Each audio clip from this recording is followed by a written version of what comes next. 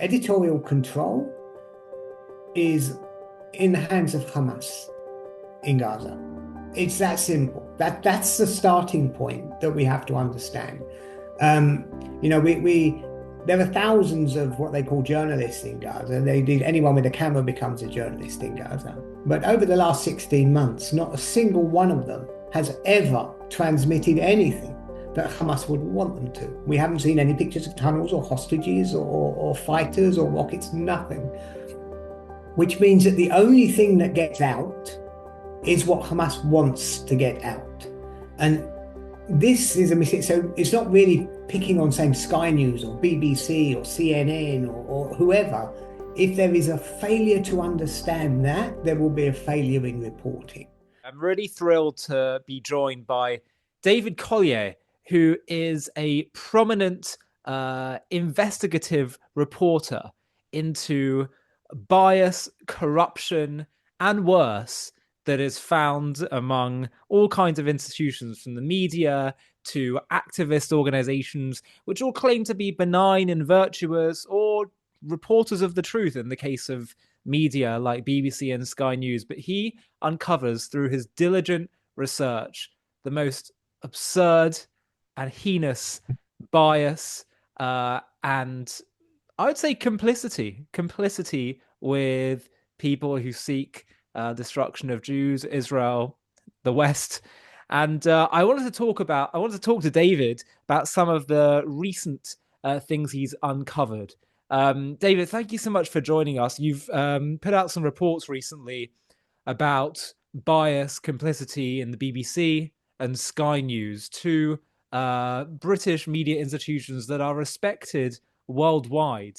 And I just think it's so important to shed light on the things that you've uncovered, because people need to know this before they just think, oh, well, I must trust them because they're Sky or the BBC. I actually want to start with Sky News because I think they're less well known for their bias, particularly with regard to Israel. Can we start there? Can you tell us some of the things that you found in your report and blog? Actually, Sky, I haven't. The issue with Sky is the issue that they all have. There is a basic point, and the basic point is that editorial control is in the hands of Hamas in Gaza. It's that simple. That's the starting point that we have to understand. We there are thousands of what they call journalists in Gaza. Anyone with a camera becomes a journalist in Gaza. But over the last 16 months, not a single one of them has ever transmitted anything that Hamas wouldn't want them to. We haven't seen any pictures of tunnels or hostages or fighters or rockets, nothing. Which means that the only thing that gets out is what Hamas wants to get out. And this is a mistake. So it's not really picking on, saying, Sky News or BBC or CNN or whoever. If there is a failure to understand that, there will be a failure in reporting. And so when we're dealing with Sky, I find it a little bit less arrogant than the BBC, but there's still that underlying problem. They want to report the news. Fine, great, report the news, but have that understanding that what you're seeing isn't really what's taking place. There is something being choreographed and handed to you. So anything you say should come with caveats. Absolutely, absolutely. But you have from when I was looking at your brilliant website, you did cover some particular scandals among Sky News. For example, the fact that they turned a family of this is just, I think, in December, turned a family of terrorists into innocent victims. Can you tell us about this story, and also whether you think there was a genuine intentional misrepresentation, or whether they had just been misled? Actually, the issue is that there are so many of these, and going back, even the ones 2 months ago, I can't remember anymore because I've done some. What? So you're talking about a family of terrorists, and I think there've been dozens of them. Sky News did that. Can you just remind me Sure. exactly Well, which incident it I can was? read And to I you do your apologize. report. I can read to you your report. Yeah. You're saying another day, another viral pack of lies spread by our mainstream media. The latest one comes from Sky News. On 19th December, an 80-year-old woman was shot and killed during an IDF operation in the Balata camp near Nablus. She was one of two Oh fatalities. yes, no, yeah, Her name was Halima remember. Salah Hassan Abulail. Then yesterday, Sky News published the heartbreaking story of Halima's poor family, a family who are reluctantly forced into supporting the resistance. They have to resist because the inhumane Israelis keep killing their children, pregnant wives, and elderly mothers. I mean, just look at this headline. How can you not just break out in tears? The headline was Grandmother 80 fell to her knees after IDF shot her 6 times during raid, says son. Do you want me to keep going or do you want to talk about it? No, no, no, no. I remember that case. That case that stands out for me because that was actually not in Gaza. So I do remember that case. Yeah, look, it was a standard issue of a failure to do the basic reporting. The first thing that I do when something like this happens is I say, okay, these they're not statistics, they're human beings, they're people. They have footprints. Every single thing that happens, most of the time, these people have footprints. So the first thing that a journalist should do when something like this happens is say, okay, who has it happened to? Who Mm. is this woman? She's a grandmother. Who's her family? What's her family? What are they? Is there a particular reason that the IDF may have actually been in the vicinity of this woman? And so as soon as I do that, I quickly find that actually this is a family of terrorists. You know, um, the children are either posting themselves in uniform and with guns and which attracts the IDF. I mean, this woman is a victim of the fact that her family are a family of terrorists, and it was a complete failure of news to do the most basic of checks. I don't know whether it's laziness, where they just get they get the brief. Oh well, this woman's died, isn't it tragic? We can make a really nice headline out of this, and then they do it, or whether there's a malicious side to it. With Sky, I honestly tend to believe it's more just laziness and incompetence. Honestly, Okay. that's my feel from Sky. Okay. But then the BBC. The BBC is different. Firstly, there's a reason I go for the BBC. One is the BBC is far more respected. It's global. Secondly, we're forced to pay for it. So, there's an issue here that we're actually funding what the BBC are producing. So in the case of the report that I put out yesterday, for example, which was a special documentary that the BBC had put together, an hour-long documentary, and Mm. it was perfectly choreographed. They'd found 3 children and a pregnant woman who gave birth prematurely. An hour of them just walking through, talking about how bad the war was, and it's heartbreaking stuff. Uh, but then you find the narrator, one of the main narrators, an hour they gave him. His father is actually a minister in the Hamas government in Gaza. I mean, you can't make this stuff up. And so basically, we had the son of a Hamas minister being given a platform and possibly paid by the BBC state broadcaster to try to gain sympathy. In reality, he should have been turning around and asking his father why his father started the war. Mm. Yeah. It's truth is false and false is truth. It's just unbelievable the way they've completely turned reality on its head. And do you think that this is a similar case of just laziness and not thinking clearly, or is there something more sinister going on here? Okay, firstly, we're dealing with a spectrum across the media. So there are different shades of all of the elements. So Sky, while I do say that it is probably more incompetence and laziness, there is also a lesser sinister element to it. One of the key problems we've got, and it's tied to the changing demographic in the West, no getting away from it, is that mainstream or legacy media have been using uh, media outlets like Al Jazeera as a recruiting pool, and you start recruiting journalists from Al Jazeera or RT Today or Press TV or wherever, and there are ex staffers from Press TV working in mainstream media organizations in the United Kingdom. and there shouldn't be. And it's okay, you do one and then another and then another. And slowly it creates a deterioration of media standards. And it puts in your editorial rooms a distinct anti-Israel, anti-Western bias that starts to impact on content. And that, nothing to do with laziness, nothing to do with incompetence. It's deliberate and it's malicious. And more than that, it's like people are in the wrong profession. If you want to be an activist, be an activist. But but if you're there to report on a conflict, report. Don't try to spin a narrative. But yeah, I mean, firstly, for sure, 100% you're right. But that's a part of I think, a greater decay in Western society generally. We have it in academia as well, where people have started to, it's more, and the number of times I've seen activists become academics. It's not a question of academics becoming activists. Activists actually going in and seeking the PhD to enhance and underline their activism, and that's across the West.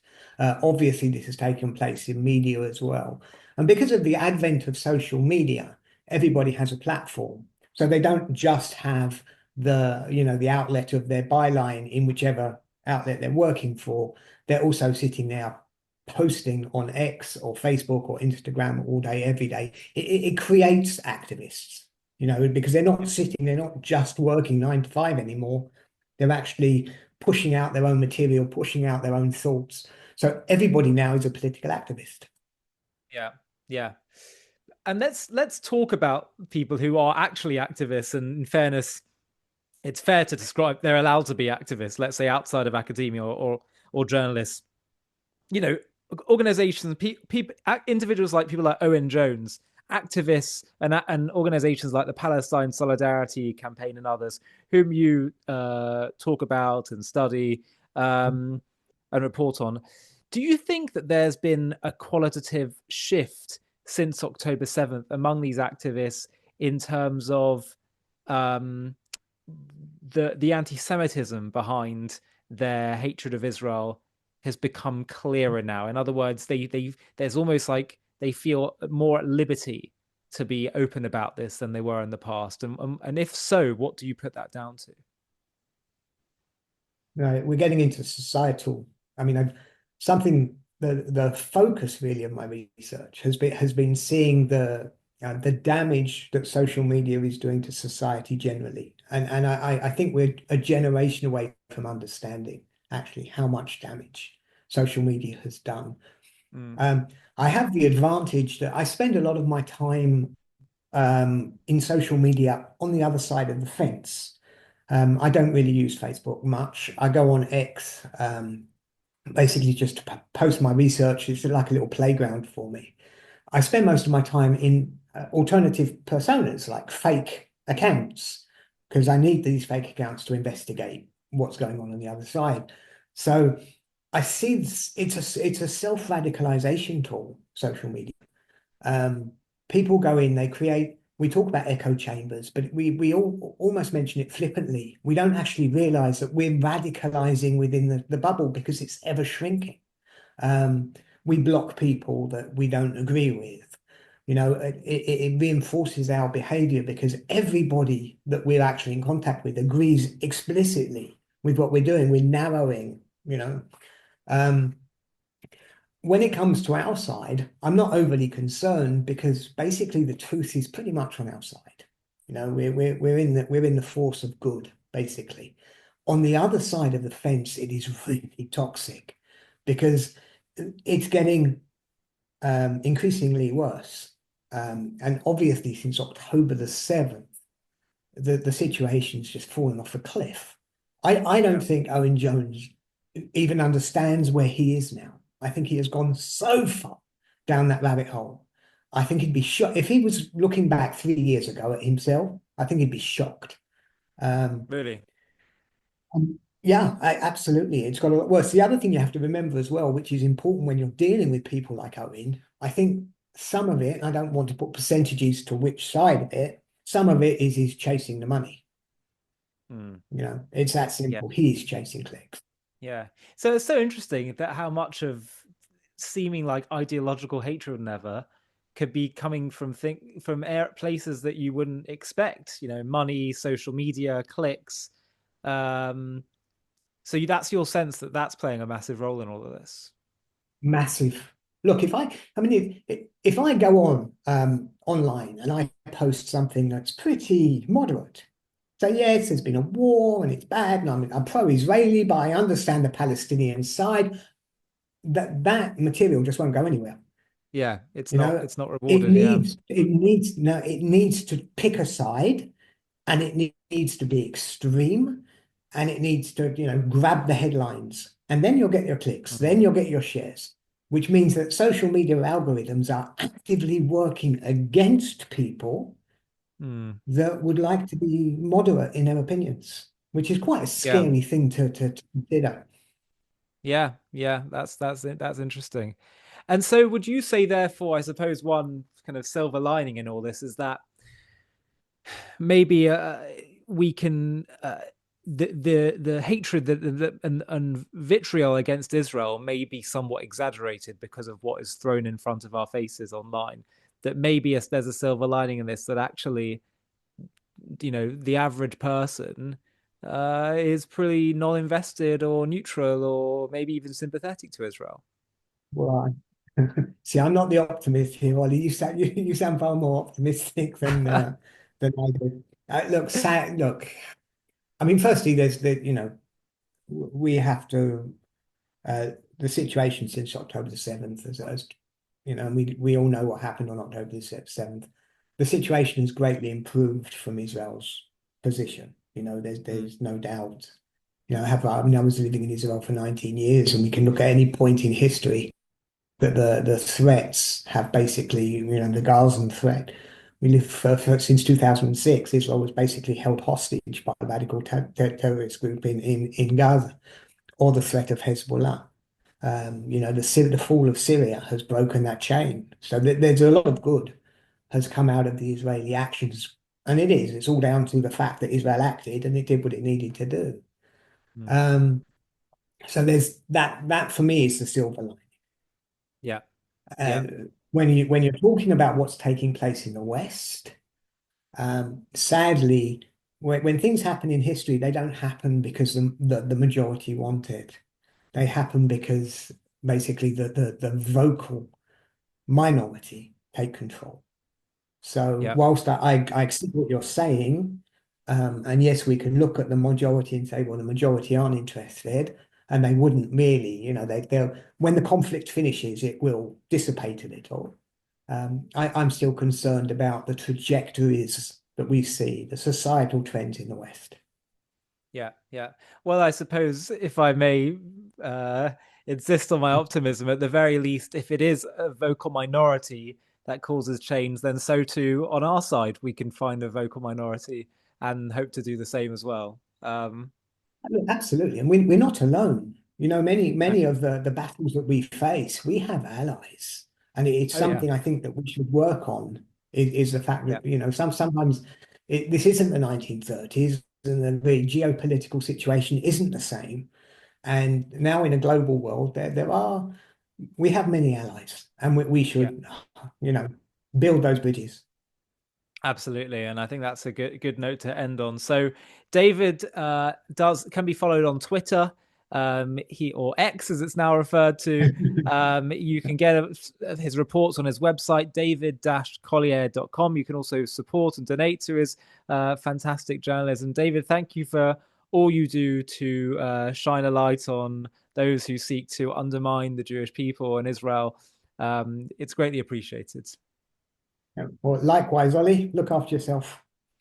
Take care. Hi, thank you so much for watching. To watch another one, click here. To stay up to date with all our content, click here to subscribe. And if you're able to, you can help support JTV to grow and grow by clicking join below this video, where you can become a member and get perks including early access to videos and private live discussions with me. But most of all, you'll be partnering with us on our mission to change the world.